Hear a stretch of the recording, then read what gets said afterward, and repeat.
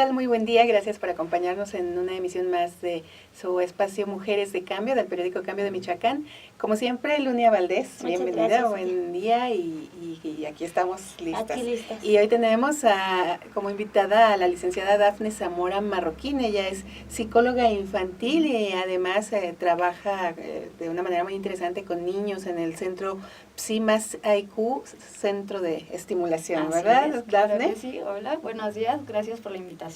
Bienvenida, Dafne, Gracias. muchas gracias por estar aquí con nosotros, sobre todo con un tema tan interesante a propósito del Día del Niño y a propósito de que este año, el Día Mundial de la Salud, la Organización Mundial de la Salud precisamente abordó un tema muy interesante y muy delicado que es la depresión y de manera muy particular la depresión en niños. Pero hay que voltear a ver también en esas problemáticas que hoy en día están afectando a los pequeños, Lunia, creo que es un tema... Y una atención temprana, para tener niños sanos mentalmente, ¿no? Lograr una prevención más felices, niños felices. Así es, sí, partir del hecho de saber que existe, ¿verdad? Porque a lo mejor es algo que nos resulta extraño, que no imaginamos muchos, pero que hoy por hoy está siendo una problemática. Dafne, me comentabas que a nivel de consulta, de terapia, pues se están viendo estos casos. ¿Qué nos puedes platicar al respecto?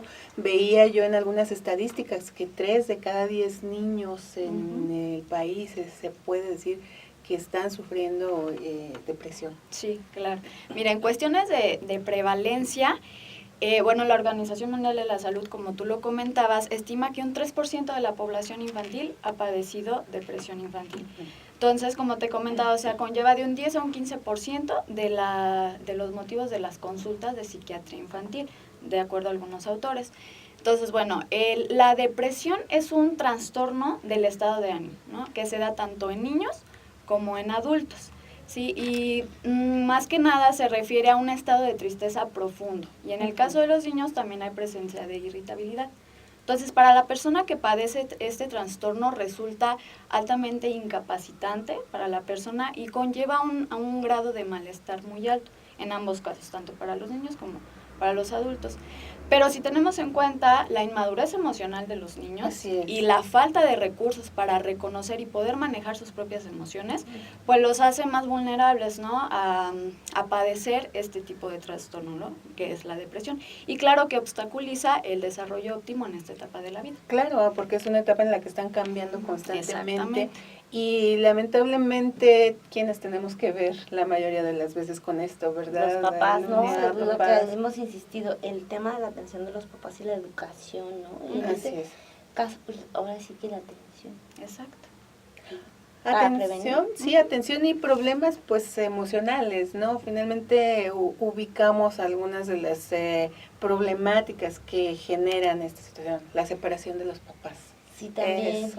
Es todo un tema que lamentablemente impacta a los pequeños, a los menores, aún bebés, ¿no? Que pudiéramos pensar que no. Y ahora, bueno, sí en esa parte cuando se separan los padres, pero creo que ese sí ha sido un tema que se ha trabajado mucho en los menores por aquel tema de los rechazos en la escuela y diferentes cosas, y que ya tiene años, ¿no? Justamente cuando empiezan a surgir de manera más recurrente los divorcios o las separaciones conyugales y entonces empiezan a ponerle atención.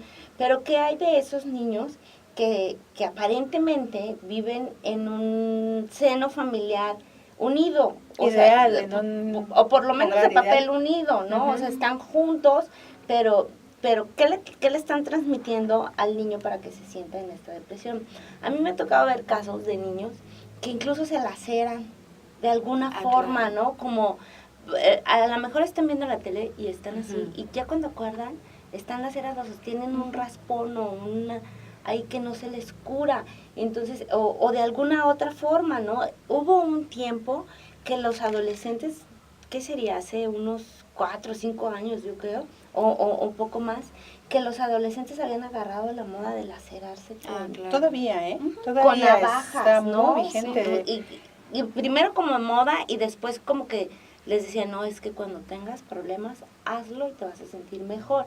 Entonces, de verdad lo hacían y tú veías a las adolescentes con curitas por todo su cuerpo, sí, ¿no? o con manga larga, ¿verdad? Exacto, Tratando de cubrir. Ajá. Entonces, ¿qué está pasando? Y se Así pone, es. bueno, aparentemente en un seno familiar unido, Ujú. por lo menos físicamente todos viven en el Claro, tú lo dices, porque aquí la cuestión de cercanía emocional es lo más importante, que se le dé esta contención al niño, que sienta que en su ambiente familiar puede expresar sus emociones, sus sentimientos, pensamientos, todo, ¿no? Que se le dé una escucha activa al niño sobre todo. Sería una de las mejores maneras de prevenir, y si no es que la primordial, o sea, la principal, para prevenir la aparición de pues, depresión en esta etapa de la vida. Y también aquí es importante distinguir esa parte a la que se le denomina infancia, porque nosotros creemos que ya hay 15 años y ya son mayores, ¿no? Entiendo que el rango va hasta los 17 años, ¿verdad, Dafne? ¿O cómo Pues, lo catalogan ustedes? Dependiendo de algunos autores, porque hay quienes, bueno, nosotros nos gusta manejarlo hasta los 12 años, ya de ahí hablamos de preadolescencia y ya la adolescencia como Ujú. tal. Ujú. Pero siguen siendo menores. Claro. A mí me brinca también el tema de si afecta más a los niños, o sea, a los varoncitos o a las niñas, porque todavía traemos, parece que no, parece que vivimos en una cultura muy moderna, pero la verdad es que todavía traemos el tema de no llores porque eres El niño. machismo, así es. Claro, pero ahí Y ya que sería no una... expresen sus sentimientos. Ajá, o si sea, ya sí se esta sería un reprimen. cuestión ya por social, pues reprimir un poquito más a los varones, ¿no? Pero sí la depresión no distingue entre clases sociales, entre edades y entre sexos. Pero ya es más esta cuestión de que se les permite expresar, obviamente sí, por como lo dices nuestra sociedad, pues tiende a dejar más a las mujeres, ¿no? Esta cuestión de llorar incluso, pero sí, se vive por igual tanto en niños como en las niñas. Y ¿qué lo provoca? De acuerdo a tu experiencia, ¿qué casos tienes que provoquen una depresión así tan de crisis? Ok. Primero es importante recalcar que hay dos tipos, así en rasgos generales, dos tipos de depresiones. La primera es la depresión exógena o del exterior, como su nombre lo dice. Esta tiene que ver con acontecimientos que ocurren en la vida cotidiana del niño y que este acontecimiento tiene un vínculo afectivo con el pequeño, es decir, que viene del exterior, por ejemplo, un divorcio, un cambio de escuela, un cambio de ciudad, entre otros que ahorita O incluso un mencionamos. ambiente de escuela. Claro, No, el bullying, bullying. o que esté mantenido en un ambiente de mucho estrés, le puede generar esto. Hablando de la depresión exógena. Y está la endógena, que viene del interior, ya va más a cuestiones de organismo, a cuestiones químicas, a cuestiones cerebrales, que habla de una alteración o una deficiencia en los neurotransmisores, principalmente en la serotonina. Hay una disminución. Son muy pocos los casos que van más a este tipo de depresión, pero es muchísimo más común la exógena, que viene de acontecimientos cotidianos. Así es. Ahora hablamos de que estos niños de padres divorciados pues ya tienen una especial atención, ¿verdad? O por los mismos papás, o a lo mejor por los O porque hubo abuelos, o en la políticas escuela, o por públicas políticas dirigidas. públicas. Ujú. Pero ¿qué pasa cuando, como dices, hay ambientes aparentemente ideales, buenos, moderados, familiar tranquilos, estable. de un seno familiar estable, pero que empieza a surgir el problema? ¿Cómo podemos como papás el detectar, darnos cuenta? A lo mejor mi hijo está viviendo algo que yo no me imagino en la escuela, en el resto del núcleo familiar, por ejemplo. ¿Qué señales de alerta podemos tener para identificar cuando un niño, sea nuestro hijo o no? Porque a veces también nos toca esa parte, ¿verdad? Como sí, ajenos Claro. o desde afuera, podemos identificar que este niño trae algún problema. ¿Cómo podríamos identificar, Dafne? Ok. De acuerdo a los criterios a tomar en cuenta para diagnosticar, se toman del CIE-10, que es esta clasificación de las enfermedades, ¿no? Y nos habla de, primero hay que tener en cuenta el tiempo, que los siguientes síntomas tengan un mínimo de presencia de 2 semanas. Uh-huh. Y descartar el consumo de alguna sustancia o algún medicamento que pueda estar generando estos cambios en el pequeño. Entonces, descartarlo, ¿no? Obviamente, pues está la presencia del humor depresivo, de esta tristeza profunda, como lo decíamos, o en los niños más común, y el foquito rojo que hay que tener en cuenta para esta detección es la irritabilidad y conductas agresivas, ya sea en casa o en la escuela, sobre todo. Entonces, como hablábamos de esta falta de recursos de los pequeños para manejar sus emociones, ellos tienden más a quejas somáticas, más cuestiones físicas, que a lo mejor no son tan justificables, ¿no? De, pues, ¿por qué le duele la pancita o por qué le duele la cabeza, ¿no? Tienden más. Y obviamente su expresión facial es, pues, de mucha tristeza. Hay una disminución en su energía, ya no hay este interés por convivir con su familia, con los compañeritos de la escuela. Otro bien importante es que no juegan. Ya no quieren jugar los niños, entonces pues el juego es algo natural, ¿no? En los pequeños, y ya tienen como que esta falta de interés, esta falta de energía, ¿no? En el ámbito escolar se da una disminución muy, muy notable en su desempeño académico, como normalmente lo mantengan, ¿no? Entonces hay una baja. Hay alteraciones en el sueño, ya sea o que duerman de más o que parezca este insomnio, ¿no? Y bueno, cambios en su alimentación, en su peso corporal. ¿Cómo te acercas a él para poder enterarte de lo que le está ocurriendo? Claro.